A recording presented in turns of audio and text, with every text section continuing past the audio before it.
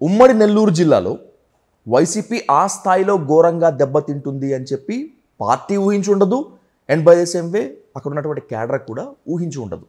But ప్రజా తీర్పు ఖచ్చితంగా ఒప్పుకోవాల్సిందే కదా. ఏంటి అంత దారుణమైన వైఫల్యం గల కారణం ఏంటి? ఇప్పటికి కూడా మాకు అర్థం కావడం లేదు. ఎక్కడికి వెళ్ళినా మంచి ఆదరణ, ఎలక్షన్ క్యాంపెయిన్లో ఎక్కడికి వెళ్ళినా పాజిటివ్గానే కనబడ్డారు. ఎక్కడ ఇది జరిగింది అనేది ఇంకా విశ్లేషిస్తూనే ఉన్నాం, అంతుపట్టడం లేదు. ఎందుకంటే ఎలక్షన్ క్యాంపెయిన్లో ఎక్కడికి వెళ్ళినా గొప్పగా స్వాగతించారు. ఎక్కడ కూడా మాకు నెగటివ్ కనబడలేదు. మరి ఎట్లా వెళ్ళాయి? ఇప్పుడు కూడా మేము కొన్ని చిన్న కార్యక్రమాలు 2 days ముందుగా నేను మాతమ్మ సంబంధించినటువంటి ఒక టెంపుల్కి వెళ్ళాం.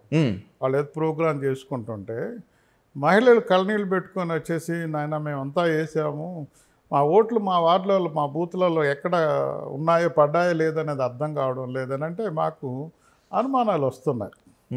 అసలు నిజంగా ధర్మంగా జరిగిందా ఎలక్షను అనేది మాకు ఒక వాతావరణం కనబడుతుంది. అందులో ఇచ్చాపురం నుంచి మొత్తం వాతావరణం ఒకటేసారి ఎందుకు ఇక్కడ ఇంత మార్పు రావడానికి కారణాలు లేదని విశ్లేషించుకుంటున్నాం. అంటే ఏ గవర్నమెంట్ ఉన్నా కొంత నెగిటివ్ అనేది వస్తుంది. అంటే నా పర్సనల్ దీంతో అయితే కొంత నెగిటివ్ ఉంటుంది. ఏ పార్టీకైనా కొంత అందరిని తృప్తిపరచలేదు. అవును.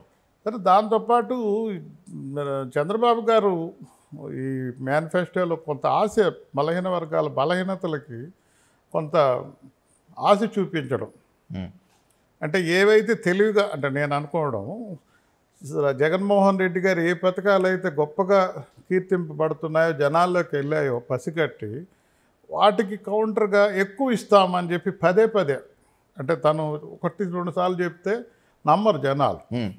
ఎక్కువ పబ్లిసిటీ దాంట్లో సిద్ధహస్తులు చంద్రబాబు గారు. అది కొద్ది కలిసి వచ్చిందేమో.